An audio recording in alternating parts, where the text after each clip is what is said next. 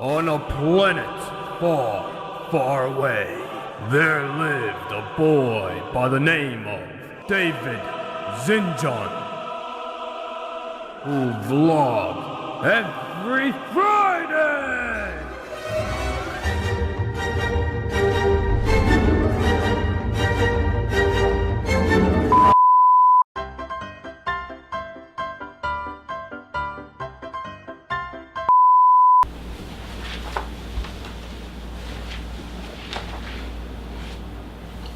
I'm alive!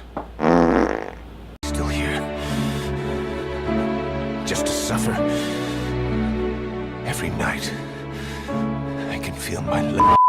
Hey everyone, welcome to episode 9 of Film Friday Talks with David. I'm your host David, and today's topic, we're going to be talking about, do you really need to go to film school? Now, you're going to hear from me. I've officially didn't attend film school. I am in college, but I'm studying something else. But I'm just going to give you my personal opinion on should you go out and spend the money for film school. So let's get started. So to start off, do you really need to go to film school? The answer is yes and no. The yes part is it's good to go into a field that's more highly professional, where they have everything that you need. The camera stuff, the script, the directors, the people who been in the industry for many years, 20, 30 plus years.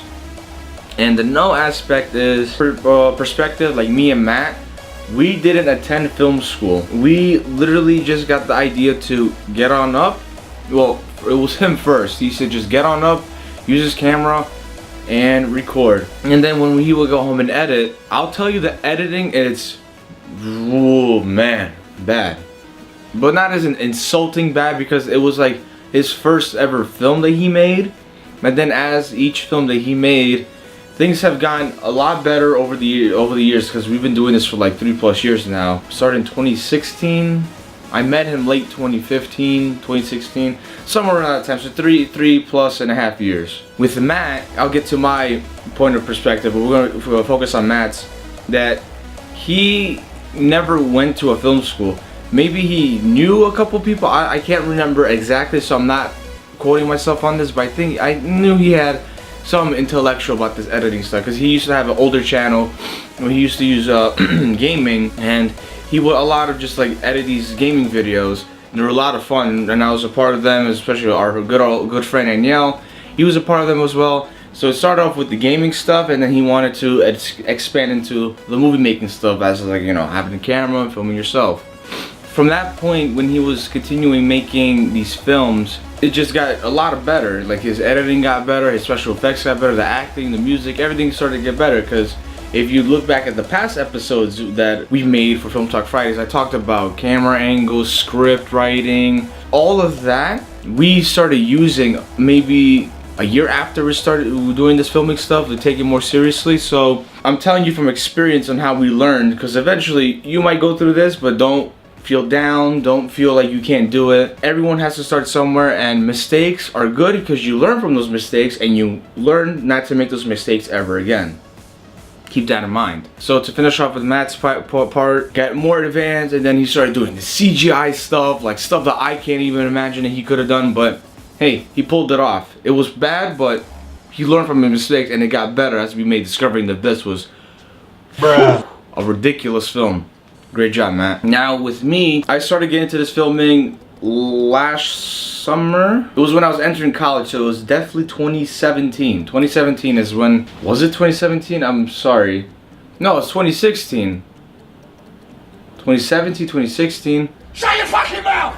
Okay, I apologize. It was 2016 is when I started in the summer of making movies, because it was in this class thing where in my college that I'm finishing right now. I'm graduating next week. At the time I'm recording this video, which is Saturday the 8th or the 9th, I'm not sure.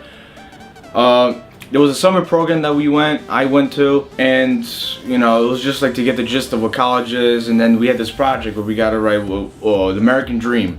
And I told my group mates, like, why can't I just make a video? You know, be a little bit different from everyone else. Everyone got the idea, was like, wow, he's gonna do a video? That's pretty cool. I didn't even know what I was doing at the time, because I just a video, because the filming stuff popped in my head. And when I started filming all this, I just used my phone, just a simple phone, and that's it. Just recorded a really short, maybe a minute and a half film. And when I presented it, I got ridiculous amount of like, wow, like you actually did this? And I was like, yeah, I just did this with my phone. I had my cheap tripod, plopped my phone on this like little cheap clip, and then I just recorded time lapses all over the city where we went. And then from that mind, I was like, you know what? I could actually make this movie thing into a thing that I want to do. Because originally I wanted to do computer engineering, but my math is not that good. So I started off with a phone, and I kept making short films with phones. About since in mid-December is when I started working on my movie, No Turning Back.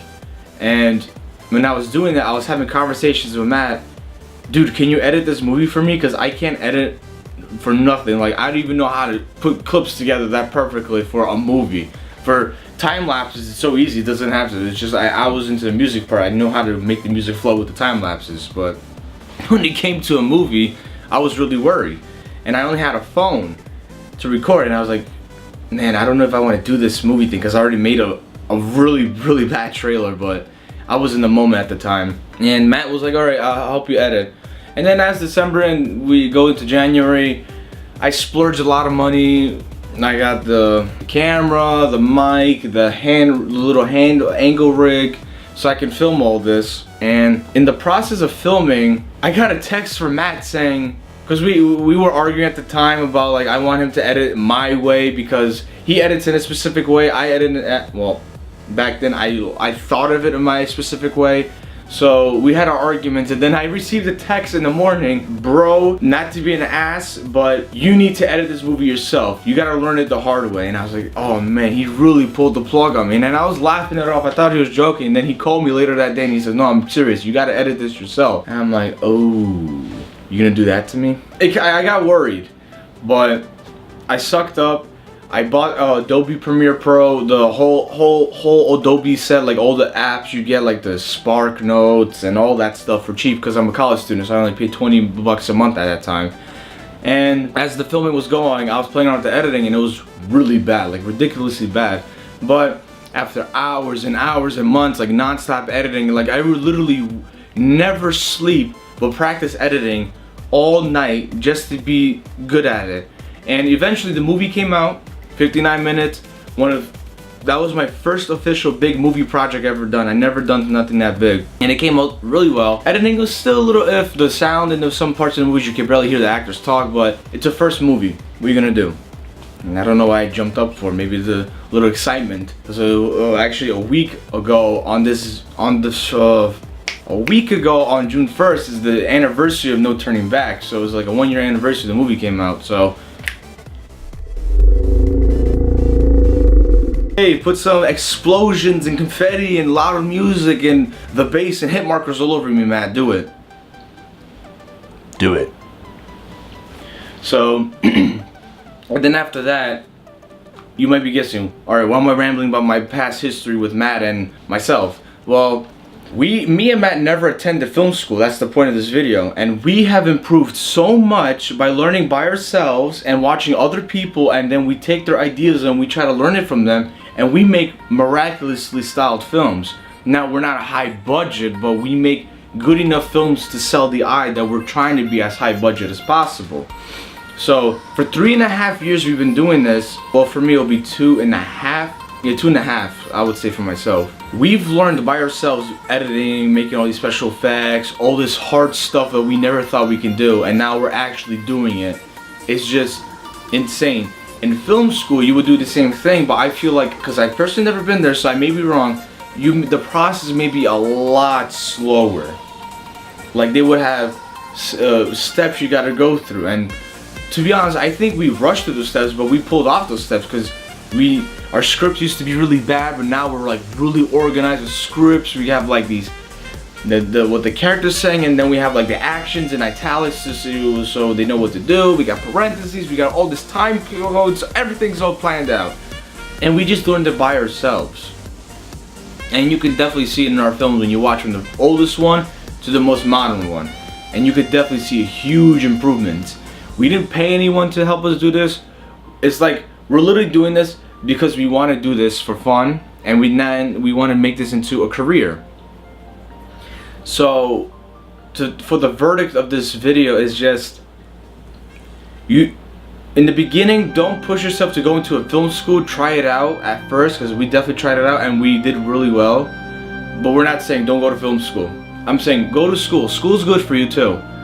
Some people may say school's bad for you because if you go, you just waste your time for a degree and you can never get a job. That's never the case. There's always something out there for you. You just gotta search for it. So I hope you enjoyed this episode of Film Talk Fridays with David, and I'll see you in the next episode.